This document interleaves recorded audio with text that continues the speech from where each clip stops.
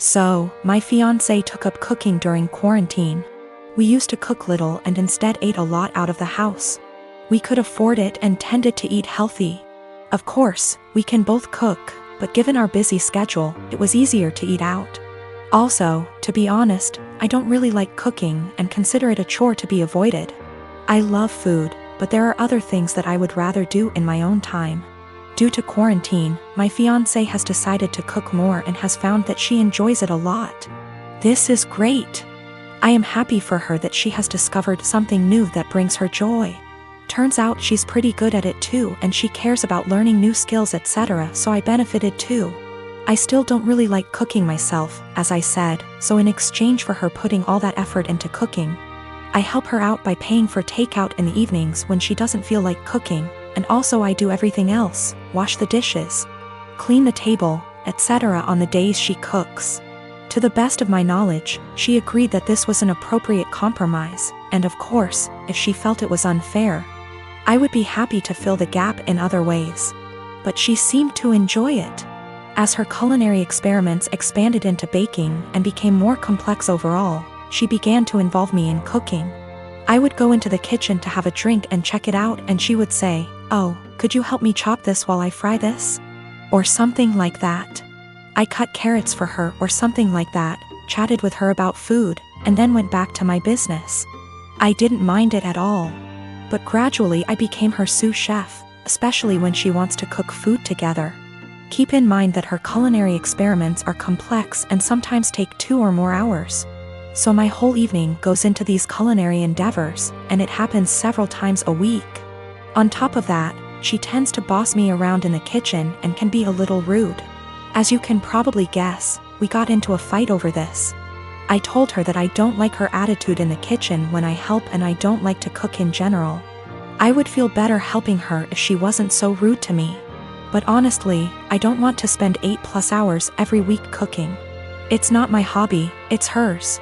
If she wanted me to take part in cooking, I bought everything or cooked something simple. She was very upset. She said it was unfair, that I was enjoying the fruits of her labor but not doing my part. And that cooking took 2 hours and dishwashing / cleaning only half an hour. I told her that it was her decision to cook very complex dishes and that I would be happy if she made a simple pizza or roast. After a certain point, the sophistication of her dishes moves into hobby territory. And I resent being made to feel like a bad partner because I don't want to spend a few evenings on her hobby. We haven't really worked it out. I actually bought / cooked my own food a few times so I didn't enjoy the fruits of her labor. But that seemed to upset her even more, and our refrigerator started to fill up with more leftover food than she could eat herself.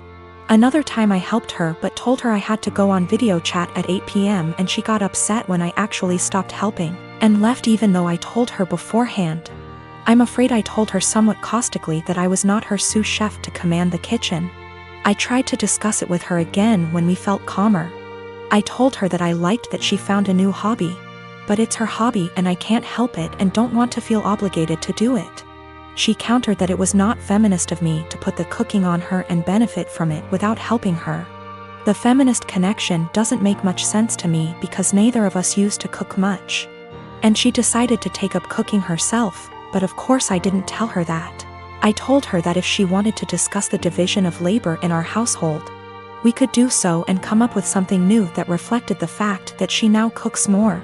We tried to do this, but she wanted to count all the time she spends cooking as time around the house. So, according to her ideal distribution of housework, she spends over 10 hours cooking just dinner each week, which somehow leaves me with almost all other chores around the house. I told her I didn't like it because cooking complicated meals is a hobby. It's not fair to say that 6 / 10 hours of her housework is actually her hobby, and I have to do the equivalent amount of real housework, if that makes sense. So we are in a bit of an impasse. Am I really a bad feminist? I don't think I'm wrong. I'm very familiar with emotional labor, mental stress, and all that, but I may be wrong. I love this woman and obviously want to marry her.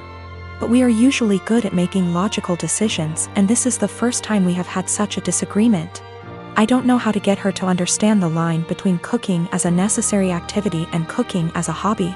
P.S. The fiancé has taken up cooking gourmet meals as a hobby.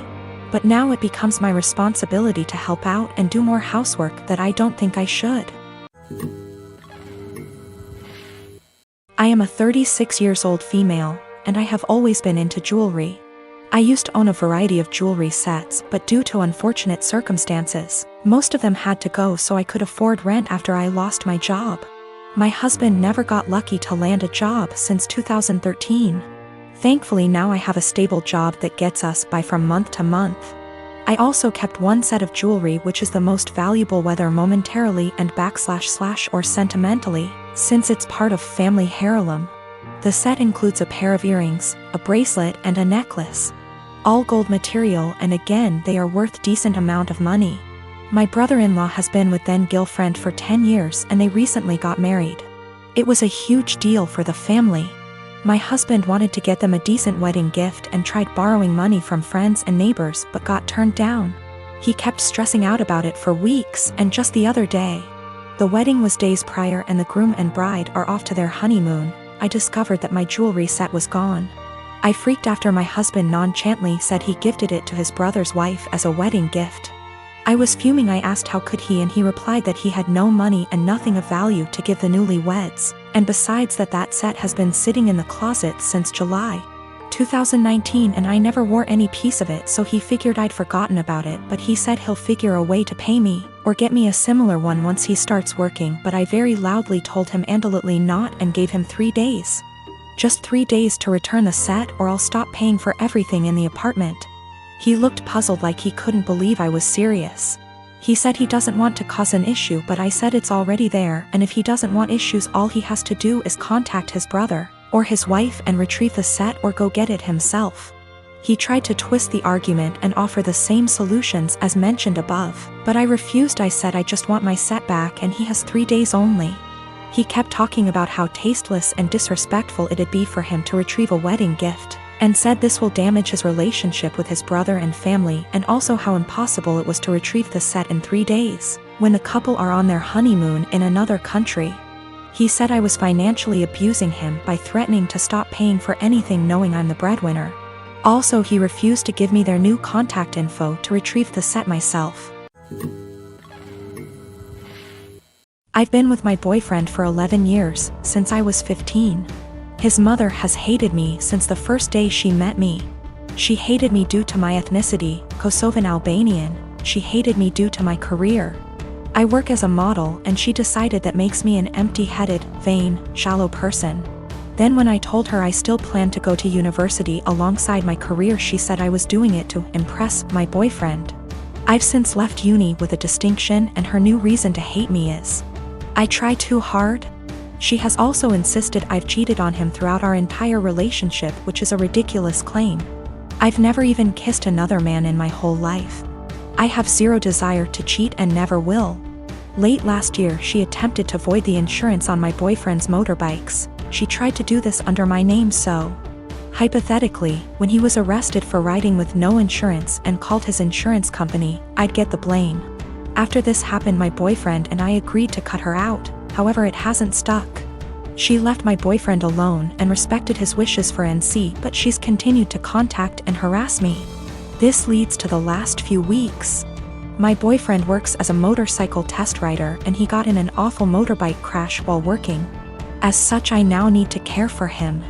I'm okay with that, and I'm focusing on seeing it as an opportunity for us to get closer. It's been nice, honestly. However, his mother has been awful to me. She's called me litany of terms. From things as tame as stupid to things as awful as a nasty Serbian half-breed.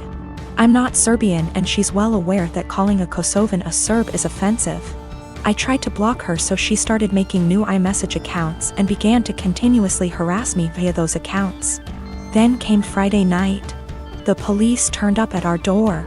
I was pretty confused and was quickly told they were there to do a welfare check as they'd received multiple claims of horrific abuse I was apparently putting my poor boyfriend under. Obviously, they quickly discovered he was fine, albeit grumpy, and they left. I know for a fact it was his mother. Some of the details the police mentioned made that obvious. I'm now at a point where I've realized I literally cannot do this.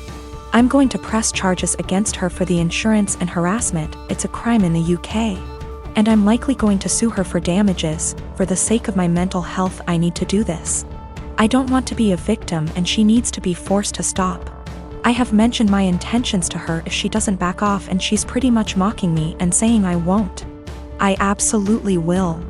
I just feel like this morally may make me an awful person. She sucks, I know this. However, she's old and miserable enough as is, and I feel like doing this may ruin whatever small amount of life she has left. It feels like it may be too far. I really don't know though, and I genuinely cannot be objective here. Ex and I had way too young. We're friendly co-parents. One big rule we share is if our daughter breaks something, she pays for it. Now, sis and I are the only grandkids. Aunt never married. Instead, she worked with GMA and GPA at their Seams Tri-store, and took it over when they retired. Sis's girlfriend proposed last year.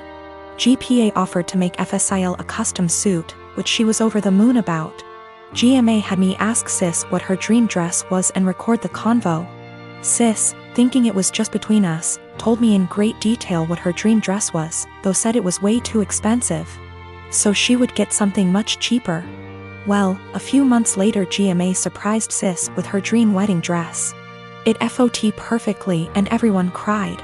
Sadly, GMA recently passed away, which hit us all hard. Sis was devastated, but decided that the dress meant GMA would still be there with us at the wedding. The issue comes in with C. She's very large, much larger than Sis. 3 days ago, we decided to go visit Sis and see how she was doing. It was great, but then C asked if she could try on the dress. Sis politely said no. C made a face, but dropped it. Later, we decided to go grab dinner. Sis and I went to pick up our orders, but C decided to stay and play with Sis's dog. We got back, and the dress was destroyed. C had apparently tried to get it on, popping some seams, and got stuck. Instead of waiting for help, she cut her way out. The dress was hacked to bits. Sis was devastated and asked us to leave. I grounded C and called Aunt with some pictures, asking if it could be saved. She said there was no. She said she'd make a new one, but it wasn't the same. Then she dropped the bomb on me. GMA had hand-sewed most of the dress, used super expensive fabric, and put almost 500 hours in making that dress. Since it was the only family wedding we'd have. In total, the dress cost $12,000, give or take. C has about $15,000 saved from various jobs, as well as winning writing competitions. This was supposed to help her in college. I took her to the bank and set in motion transferring all the funds, since as her parent I still have control over it. $12,000 to Aunt to pay for the new dress. $3,000 to my sister's wedding, as an emotional distress tax. I explained exactly why this was happening to C, but she sobbed the entire time, asking what was she supposed to do for college and saying it wasn't her fault. I told her she could get a job if she didn't get a scholarship. And it was her fault for trying on the dress after she'd been told no, and for not waiting until we got back. A few popped seams could have been fixed. Hacking the dress to pieces couldn't. C told my ex, and while she agreed C was in the wrong after the full story, said I shouldn't have ruined her future for a free dress. I reminded her of our rule, and she still thinks I'm wrong. $3,000, that was to make up to my sister that C destroyed the last gift our dead grandma ever gave her. I consider that part of the price of destroying the dress, since even if Aunt remakes it, it's lost a great deal of its sentiment value. I pointed out how young we has her because I wanted to explain how a 31-year-old has a 16-year-old kid. I do not resent having her. She's the best thing I've ever done. I also brought up C's size because Sis has Crohn's disease and thus is very tiny. The dress was made her for size, and C is much larger than Sis. I love C as she is, but just holding the dress up, it was clear it wouldn't fit. The money was C's have fun at college money, not her college fund. My ex and I are paying for whatever scholarships don't. When she was asking what she would do for college, she was asking what did she do for fun and to buy things we didn't pay for. I got off the phone with my ex. I sent her the pictures, and she freaked. She apparently didn't believe me when I said it had been hacked apart, and believed it was just a few torn seams. She was pretty much on my side after. She told me that she spent the day badgering our daughter, asking her why she did what she did. And finally she cracked and said she was mad that Grandma wasn't alive to make her a dress, and that it was unfair. My sister got a free beautiful dress as a reminder when my daughter got nothing. Despite the many things she was given after the funeral. She tried it on, took it off when the seams popped, and then in anger hacked it apart. If she couldn't have a dress from Grandma, no one could. Her own words. Honestly, knowing she did it on purpose has just made things worse. The fact that she could be so